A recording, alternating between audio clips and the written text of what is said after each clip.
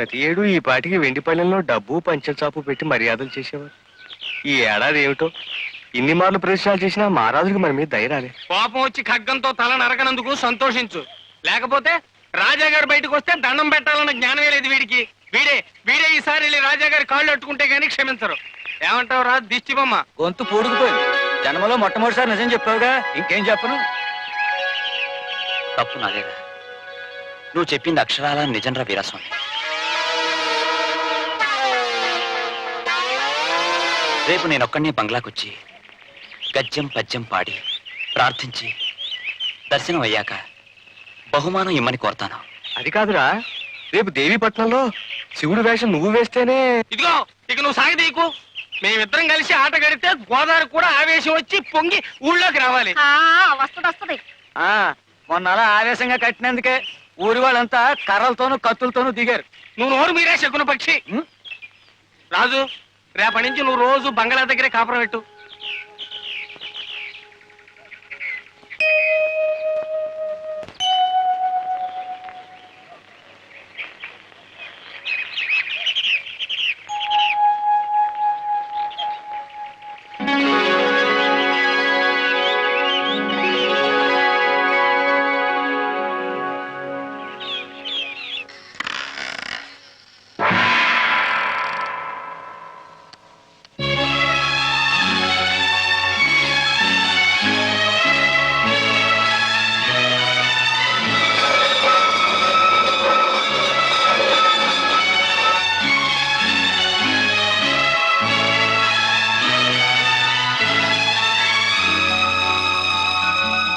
ఈ బహుమానాన్ని నేను ఊళ్ళోకి తీసుకెళ్తే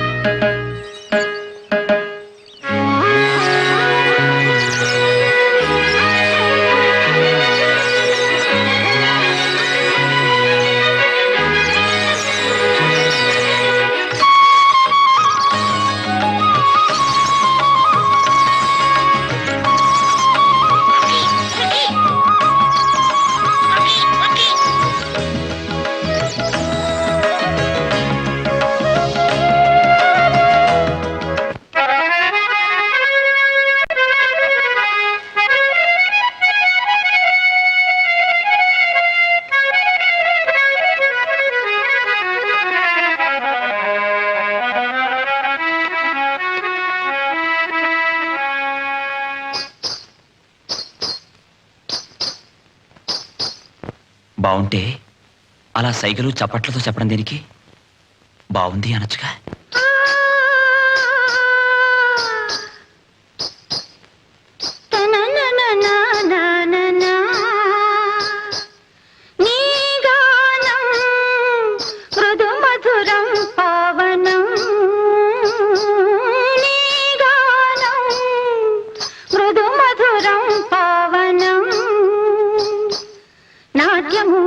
గానము నాకు నవజీవనం నాదమే పాదమై నడచు బృందావనం నీ గానం మృదు మధురం పావనం.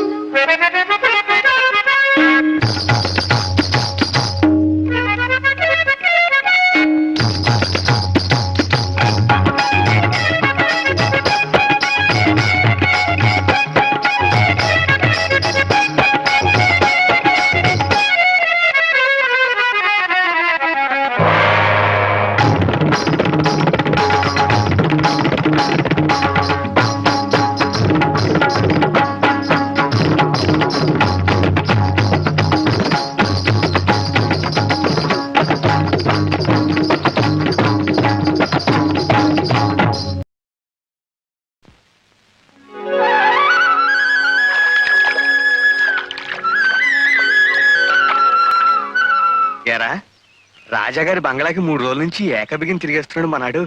ఇవాళనా ఇచ్చుంటారంటావా బహుమానం? ఈవేళ కాకపోతే ఇంకో 2 రోజుల్లో ఇస్తారు. నువ్వేం వర్రీ అయిపోకు. అది కాదురా, రేపు శివుడి వేషం ఉందిగా. పోనీ నువ్వు బంగ్లాకెళ్ళు, వాడిని మాతో తీసుకెళ్తాం.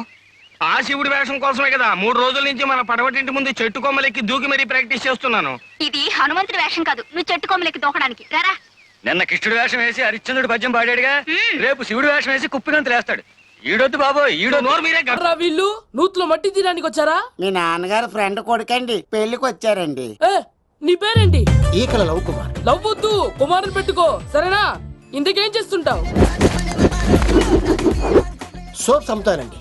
ఎరా సోపుల మీద తీసి చూపించావు, చూపిస్తావా? అబ్బే లేదు సార్. ఏది